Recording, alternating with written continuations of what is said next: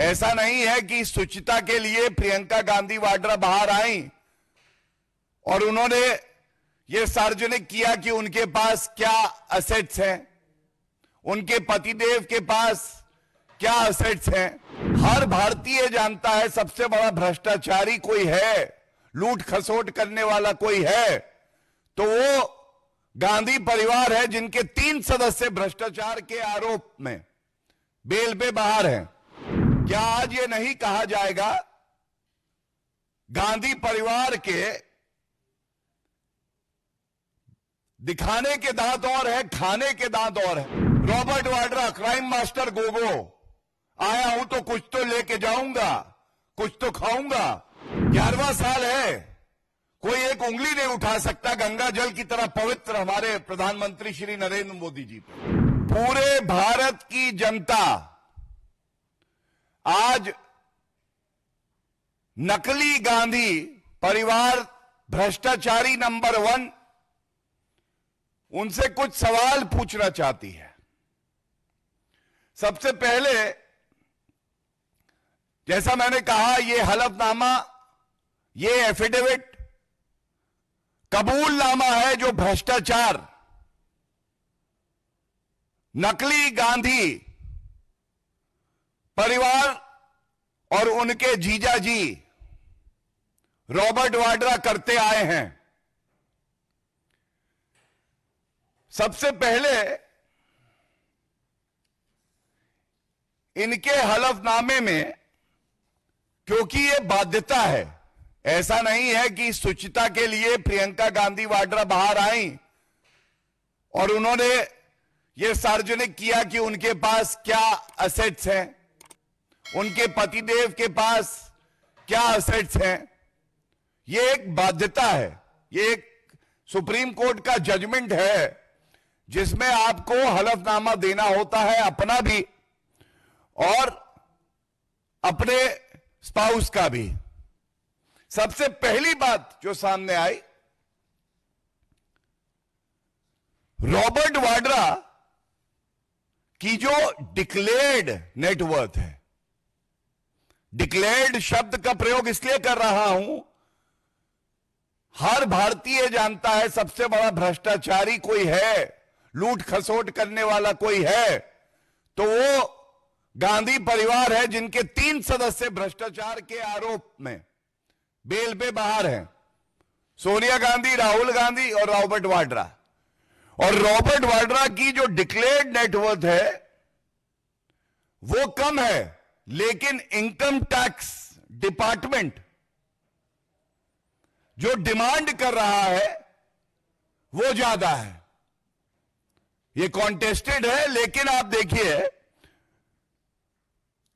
2010-11 में 7 करोड़, 2011-12 में 3 करोड़, 2013-14 में 11 करोड़, 2014-15 में 10 करोड़, इस तरह से 2020-21 तक जाता है। और इनको अगर जोड़ा जाए तो 75 crore, 75 crore is the demand total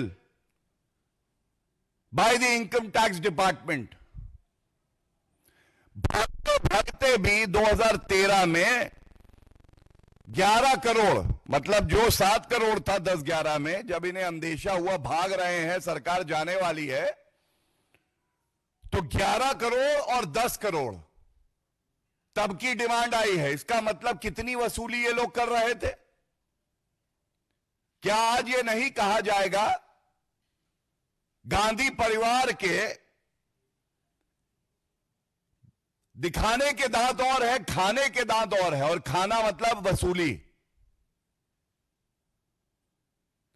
the entire country is asking Sonia Gandhi ji, Rahul Gandhi and Priyanka Gandhi Vadra to furnish an explanation what were the means of this prima facie ill-gotten wealth, quid pro quo, commission Khori.